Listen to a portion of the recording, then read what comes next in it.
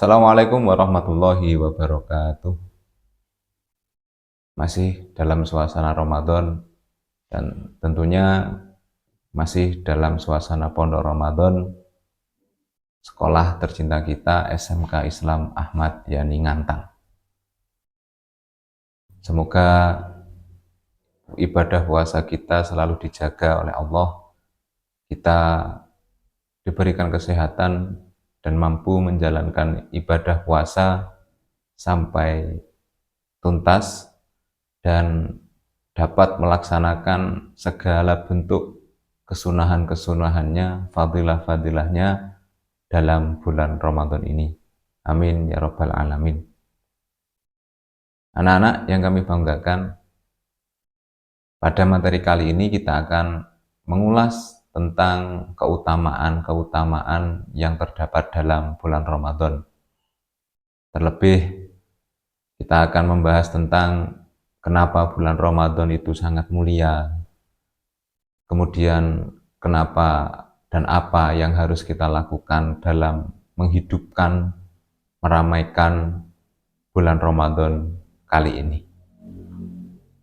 Baik, kita akan membahas tentang kenapa bulan Ramadan itu menjadi bulan yang sangat mulia. Tentu momen dan juga kedatangan bulan Ramadan itu sangat ditunggu-tunggu oleh seluruh kalangan Muslim.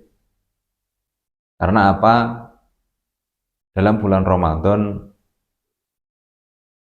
terdapat banyak sekali diskon-diskon, banyak sekali promo-promo, entah dalam hal pahala, entah dalam hal yang lain sebagainya, yang menyebabkan bulan Ramadan itu menjadi bulan yang sangat mulia. Di antaranya adalah kenapa bulan Ramadan itu bulan yang sangat mulia. Tentu kita sering mendengar ayat yang terdapat dalam surah Al-Baqarah ayat 185 yang berbunyi Syahrul Ramadan alladzi unzila fihil Qur'an hudal linnasi wa bayyinatin minal huda wal furqan faman syahida minkum syahra falyasum. Dalam bulan Ramadan Allah Subhanahu wa taala menurunkan kitabnya yang sangat mulia, kitab yang menjadi penutup dan bahkan merangkum semua ajaran-ajaran yang pernah Allah turunkan dalam kitab-kitab sebelumnya, Injil, Taurat, Zabur, yaitu kitab Al-Quran.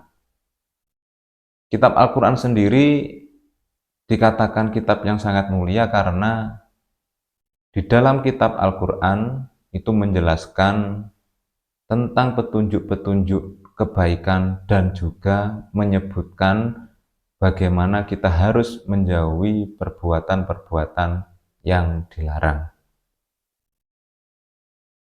Tentunya ketika kita mau mendalami tentang Al-Quran tersebut, banyak sekali hal-hal yang terkadang tidak masuk akal, namun sangat menakjubkan.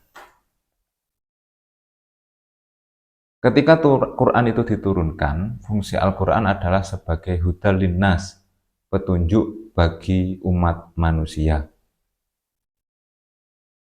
Dikatakan sebagai petunjuk, di awal tadi sudah disinggung sedikit, karena dalam Al-Quran itu dijelaskan mana yang baik dan mana yang buruk. Dalam ayat tersebut juga disambung dengan bunyi faman syahida minkum syahra falyasum. Dalam ayat ini Allah juga memerintahkan kita ketika kita bertemu dengan bulan Ramadan, kita diwajibkan untuk berpuasa. Itu adalah utama atau penyebab pertama mengapa bulan Ramadan itu menjadi bulan yang sangat mulia.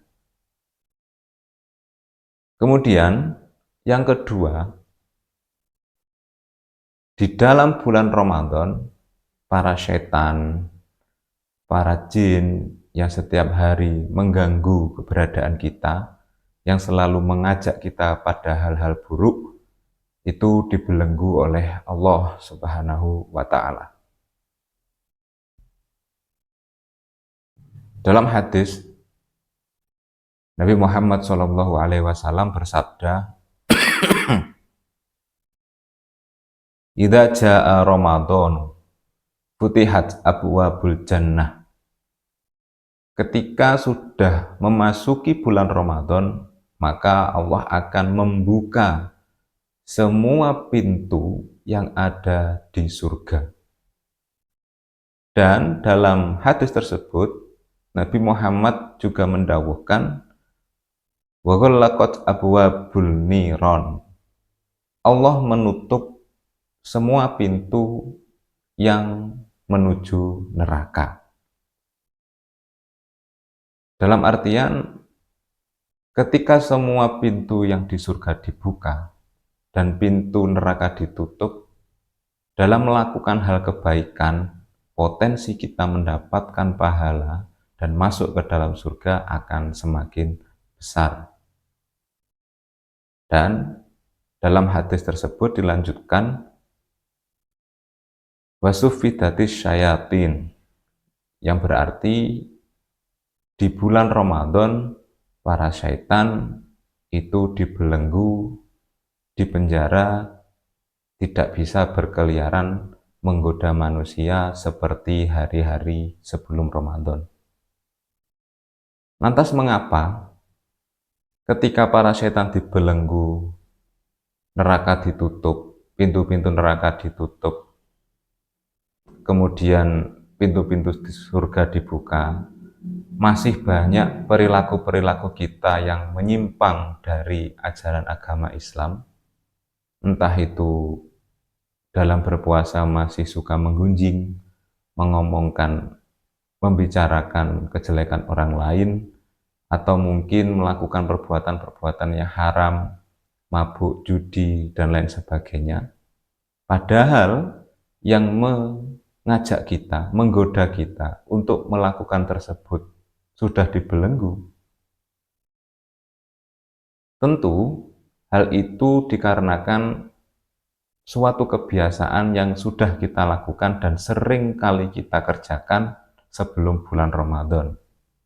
Yang sehingga walaupun setan dan bala tentaranya di penjara, di kerangkeng, dibelenggu, sifat yang sudah menjadi suatu kebiasaan kita akan tetap muncul dengan sendirinya.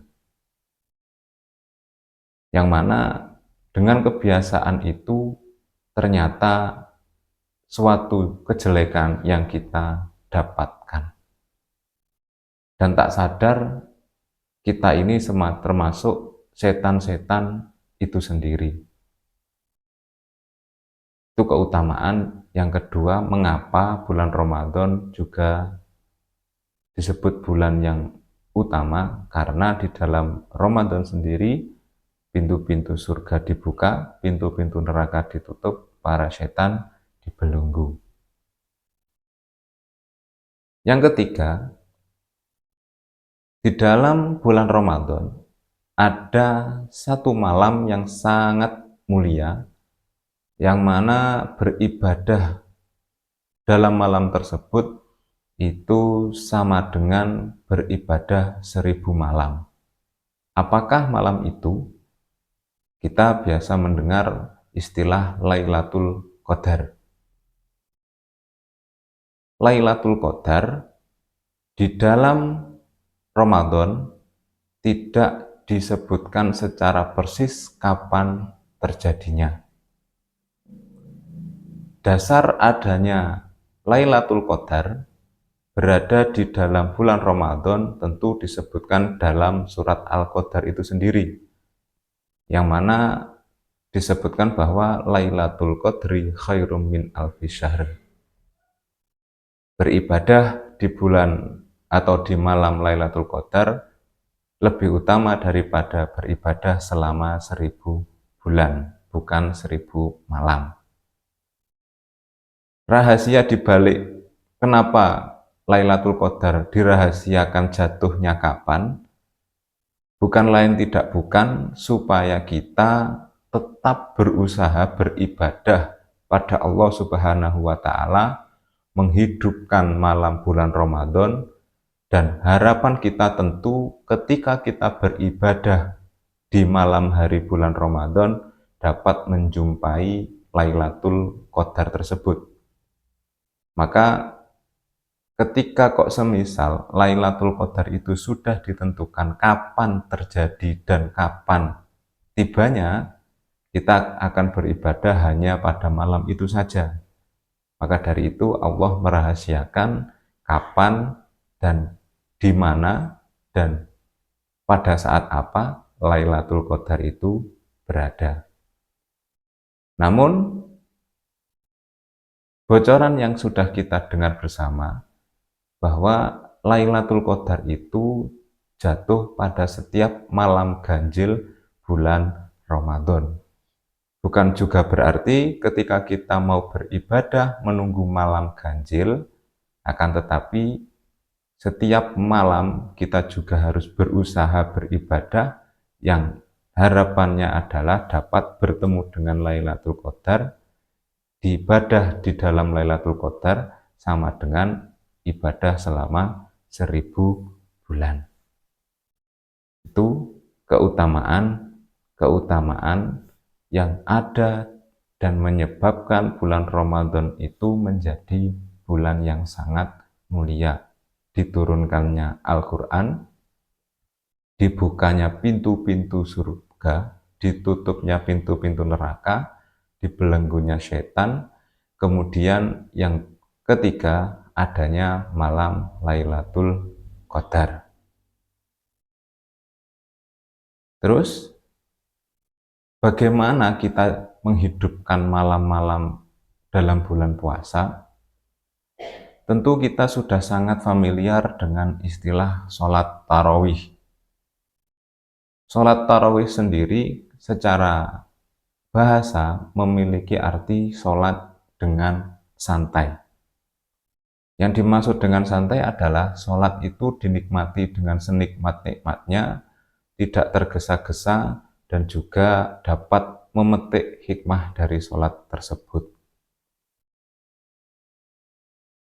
Salah satu dasar dari mengapa kita melakukan sholat tarawih adalah hadis yang diriwayatkan oleh Abu Hurairah, yang mana Nabi Muhammad SAW bersabda, "Man qoma Ramadhana imanan wahtisaban, ghufira lahu ma taqaddama min dzambihi."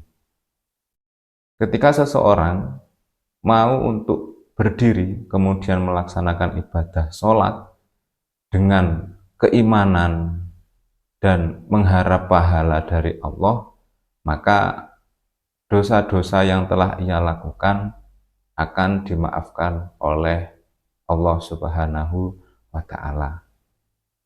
Nah, dengan hadis ini pula dapat kita pahami bahwa sebenarnya bulan Ramadan itu bulan yang sangat penuh dengan ampunan.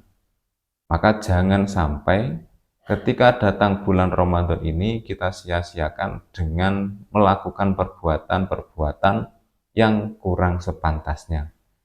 Entah itu berbuka bersama namun bersama pasangan yang belum halal, atau membangunkan sahur yang terlalu berlebihan sehingga mengganggu kenyamanan, maka hal-hal tersebut sebaiknya kita jauhi karena dapat menimbulkan dosa baru yang sebenarnya tidak kita rasakan namun sangat dibenci oleh Allah Subhanahu wa ta'ala. Pada hakikatnya membangunkan seorang sahur itu baik, namun ketika berlebihan juga banyak sekali madharatnya. Karena apa? Di lingkungan kita tidak semua orang itu sehat bugar. Mungkin juga ada yang memiliki riwayat penyakit jantung, memiliki anak kecil yang ketika kita membangunkan terlalu keras justru menimbulkan madharat yang tidak kita harapkan. Di samping untuk melakukan sholat taraweh, cara menghidupkan malam bulan puasa juga bisa kita kerjakan dengan melakukan sholat-sholat sunnah. Entah itu sholat tahajud, entah itu sholat tasbih, entah itu sholat-sholat witir dan lain sebagainya. Tentunya dengan harapan ketika kita melakukan sholat tersebut, kita mendapatkan ampunan Allah Subhanahu wa Ta'ala. Lantas, kita juga sering dihadapkan dengan polemik yang mana di dalam pelaksanaan tarawih sendiri banyak sekali versi jumlah rakaatnya. Ada yang mengatakan dalam sholat tarawih itu hanya 11 rakaat berserta dengan witir, ada yang 23 rakaat dengan witir. Lantas manakah yang benar dari kedua pendapat tersebut? Semuanya benar dan juga ada dasarnya. Yang tidak benar adalah orang-orang yang tidak mau menjalankan sholat tarawih dan malah asyik berkumpul dengan teman-temannya, entah itu jagong, entah itu bermain game, entah itu melekan yang kurang bermanfaat. Namun dari kedua pendapat tersebut, yang sangat banyak pendukung dan utama dilakukan adalah pendapat yang mengatakan sholat taraweh berjumlah 23 rakaat bersama witir. Sholat witir sendiri itu apa? Witir itu istilah bahasa Arab. Ketika kita terjemahkan dalam bahasa Indonesia, witir memiliki arti ganjil. Kita sudah sangat paham bahwa bilangan ganjil itu 1, 3, 5, dan seterusnya. Maka dinamakan sholat witir ketika kita melaksanakan sholat dengan jumlah ganjil. Kapan kemudian dilaksanakan sholat witir itu? Sholat witir itu dilakukan di antara sholat isya sampai terbitnya matahari. Jadi ketika sudah masuk sholat isya, itu kita diperbolehkan melakukan sholat witir sampai matahari terbit di waktu subuh. Akan tetapi perlu kita pahami, sebagian dan kebanyakan ulama mengatakan sholat witir itu sebagai sholat penutup. Maka dari itu sebelum melakukan sholat witir, hendaknya kita melakukan sholat sunnah-sunnah yang lain terlebih dahulu. Seperti contoh, melakukan sholat taraweh dulu, baru sholat witir. Lantas bagaimana kalau kita kemudian sudah melakukan sholat witir setelah sholat taraweh? Tentu tidak ada alasan untuk tidak memperbolehkan. Karena apa? Sholat witir hanya sunnah dan sholat taraweh juga sunnah, maka ketika kita susul dengan sunnah-sunnah yang lain, tidak ada alasan untuk tidak memperbolehkan. Nah, kemudian, apa dasar dari sholat taraweh 11 rakaat tadi? 8 rakaat taraweh 3 witir. Di sini para ulama mengambil dasar dari hadis yang diriwayatkan dari Aisyah, Sayyidatina Aisyah radhiyallahu anha. Di situ dikatakan bahwa Rasulullah Shallallahu alaihi wasallam tidak pernah menambah jumlah rakaat dalam sholat malam di bulan Ramadan dan tidak pula pada sholat lainnya lebih dari 11 rakaat. Ini dipakai dasar oleh sebagian ulama yang mengatakan bahwa sholat tarawih dan witir itu berjumlah 11 rakaat. Kemudian dasar dari sholat taraweh dan witir berjumlah 23 rakaat itu berdasarkan riwayat yang disampaikan oleh Imam Malik dari Yazid bin Ruman dan Al-Baihaqi dari As-Saib bin Yazid bahwa qiyamun nasi fi zamani Umar radhiyallahu anhu bi isyrina rakaatan.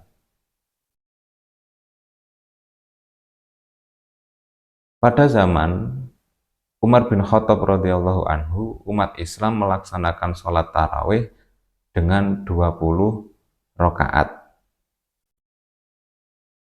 Wa jama'a Umar an-nasa ala hadal adad minar rakaati jam'an mustamirran.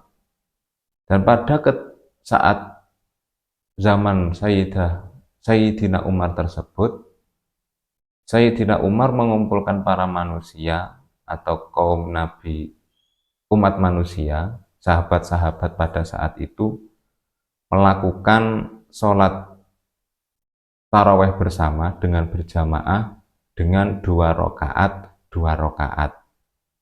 Memang kita sangat paham bahwa melakukan ibadah sholat taraweh dan sunnah-sunnah lainnya itu harus 2 rakaat. Ini dasar yang dipakai oleh para ulama yang mengatakan bahwa sholat taraweh dan witir itu berjumlah 23 rakaat. Kemudian fenomena pada saat ini adalah sholat taraweh itu harusnya cepat atau nyantai seperti arti dari taraweh itu sendiri. Di sini banyak sekali versi, tergantung bagaimana kita menyikapinya. Pada dasarnya, semua ulama itu pasti punya alasan dan dasarnya masing-masing. Apa dia harus cepat, apa dia harus lambat, itu sesuai dengan kadar kemampuannya.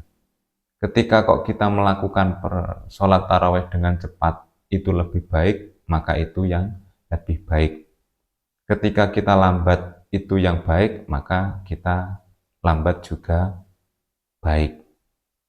Bukan berarti kemudian kita menyalahkan bahwa orang yang melakukan ibadah taraweh dengan cepat itu tidak nyampai pahalanya, atau terus kemudian kita membenarkan yang lambat, atau kemudian ketika kita berpihak kepada sholat taraweh yang cepat dan menyalahkan yang lambat, itu juga tidak benar.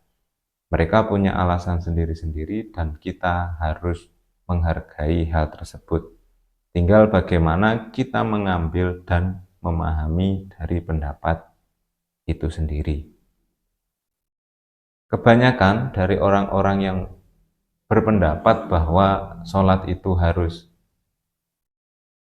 pelan-pelan, sholat tarawih itu harus nyantai, mereka mengambil sebuah hadis yang diriwayatkan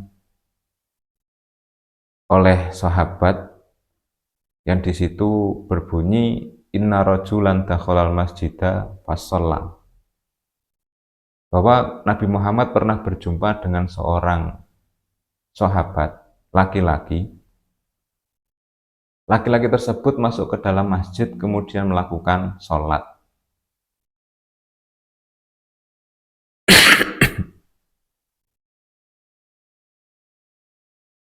Wa Rasulullah sallallahu alaihi wasallam fi nahiyatil masjid. Kebetulan Nabi Muhammad itu berada di salah satu tiang masjid, bersandar di masjid tersebut, di tiang tersebut. Faja'a fasallama. Kemudian laki-laki itu mendatangi Kanjeng Nabi dan memberikan salam. Lantas Nabi Muhammad bersabda atau memberikan nasihat kepada laki-laki tersebut, irji fasolli fa innaka lam tusolli. Ulangi sholatmu, sesungguhnya kamu itu belum sholat. Setelah sahabat mendapatkan perintah dari Nabi untuk melakukan sholat, faraja'a fasalla summa salama. Kemudian laki-laki itu sholat kembali dan salam. Kemudian Nabi Muhammad berkata lagi, irji fasolli fa innaka lam tusolli. Sholatlah kembali, sebenarnya kamu belum melakukan sholat. Dan perkataan itu, kejadian itu berulang sampai 3 kali. Karena terus-menerus seperti itu, akhirnya orang laki-laki ini bertanya, kenapa Kanjeng Nabi kok saya harus mengulang sholat saya lagi? Mohon saya diberikan penjelasan, berikan ilmu sedikit. Kemudian Nabi menjawab, idza qumta ila sholat fa asbihil wudu'a sumastaqbil qiblata fakabbir waqra bima raqi'an. Sumar fa'rosaka hatta tayassara ma'ak minal Qur'an. Sumar ka hatta tatma'inna ta'tadila qa'iman. Sumasjud hatta tatma'inna sajidan. Sumar fa hatta tastawi wa tatma'inna jalisan. Sumasjud hatta tatma'inna sajidan. Sumar fa hatta tastawi qa'iman. Sumaf'al dzalika fi sholatika kulliha. Yang pada intinya laki-laki tersebut melakukan ibadah sholat akan tetapi tidak ada tumak ninah. Tentu kita sangat paham bahwa tumak ninah itu juga termasuk dalam rukun dari sholat. Karena laki-laki tersebut dipandang mampu untuk melakukan tumak ninah sehingga Nabi Muhammad menyuruh dia untuk sholat lagi. Ini adalah dalil yang dipakai oleh orang-orang yang mengatakan bahwa sholat itu lebih baik nyantai atau cepat. Sedangkan orang-orang yang memakai dalil bahwa sholat itu boleh cepat adalah Nabi Muhammad pernah memarahi para sahabat, seorang sahabat yang ketika beliau sholat itu terlalu lama, sehingga jamaah dari sahabat tersebut wadul atau komplain kepada Nabi Muhammad. Yang pada akhirnya Nabi Muhammad menegur sahabat tersebut bahwa perhatikanlah cara sholatmu dan perhatikanlah bagaimana jamaah itu sendiri. Dan dalam literatur fikih juga disebutkan bahwa semisal ketika ada anak kecil yang diajak ibunya ke dalam masjid, kemudian anak itu rewel, maka imam diperbolehkan untuk mempercepat sholatnya. Karena apa? Ketika anak itu dibiarkan rewel terus-menerus dan imam tetap memperhatikan sholat dengan nyantai tumakninah, maka akan dapat mengganggu jamaah yang lain, sehingga kekhusyuan dalam sholat tidak tercapai. Itu juga dalil bahwa sholat cepat itu diperbolehkan. Lantas, bagaimana kita memilih itu terserah kembali kepada kepribadian dan kemampuan kita untuk beribadah. Cepat juga boleh, lambat juga boleh. Keduanya sama-sama baik.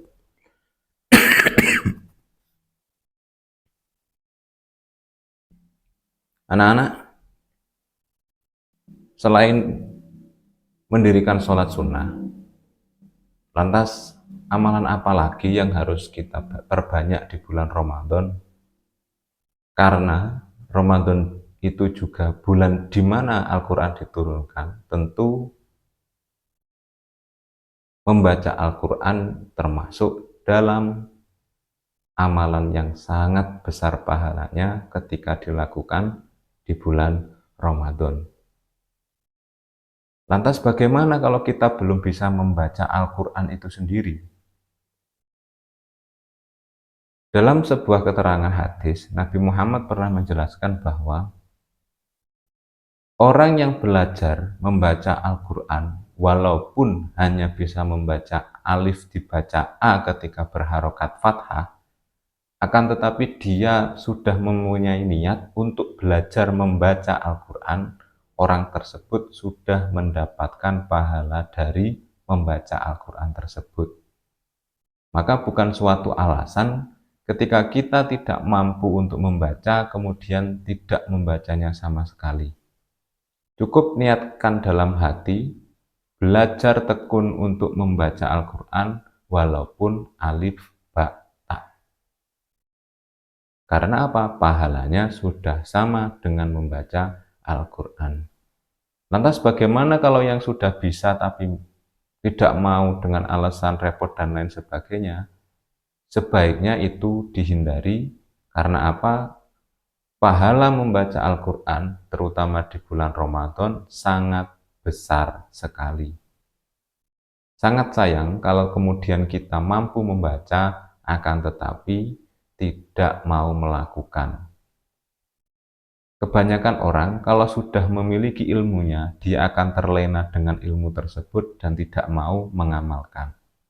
Dan jangan sampai ketika kita sudah memiliki ilmunya, kita terlalu terlena dengan ilmu tersebut, yang sehingga tidak mau membaca sama sekali.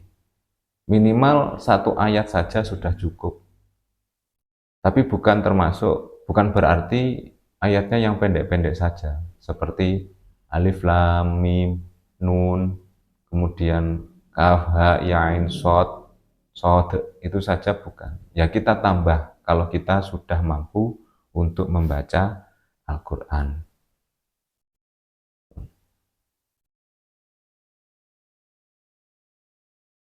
Yang terakhir, karena bulan Ramadan ini juga bulan yang sangat mulia, marilah kita juga berbondong-bondong, berusaha sekuat tenaga untuk kemudian mengajak teman-teman kita, saudara-saudara kita yang belum mendapatkan hidayah dari Allah menjadi orang yang baik, menjadi pribadi yang baik, atau mungkin memang diri kita sendiri yang belum baik, kita tingkatkan kebaikan, potensi-potensi yang ada dalam diri kita. Kita hidup di dunia tidak untuk berenak-enak, karena wama khalaqtul jinna wal insa illa liya'budun. Kita diciptakan, jin-jin diciptakan, tidak lain tidak bukan untuk menyembah Allah Subhanahu wa Ta'ala. Maka alangkah baiknya momentum bulan Ramadan ini kita jadikan momen yang sangat berharga untuk kemudian membuat pribadi kita, diri kita, dan lingkungan kita menjadi lingkungan yang lebih baik. Walaupun tidak semuanya, setidaknya kita mulai dari diri kita sendiri. Kurangi perbuatan-perbuatan yang merugikan, perbuatan-perbuatan yang dapat menimbulkan dosa. Kurangi perkataan-perkataan yang dapat menyakitkan orang lain, perkataan-perkataan yang dapat merusak ketenangan kita bersama. Terus jalin persahabatan, saling melengkapi, karena dengan bersama kita akan bisa. Sekian materi tentang keutamaan Ramadan dan fadilah ibadah yang kita bisa lakukan di bulan Ramadan. Semoga bermanfaat dan menjadi nilai tambah bagi kita, menjadi ilmu yang manfaat dan barokah. Kurang lebih dari materi yang saya sampaikan, saya mohon maaf yang sebesar-besarnya. Kami akhiri, ihdinas siratal mustaqim. Wassalamualaikum warahmatullahi wabarakatuh.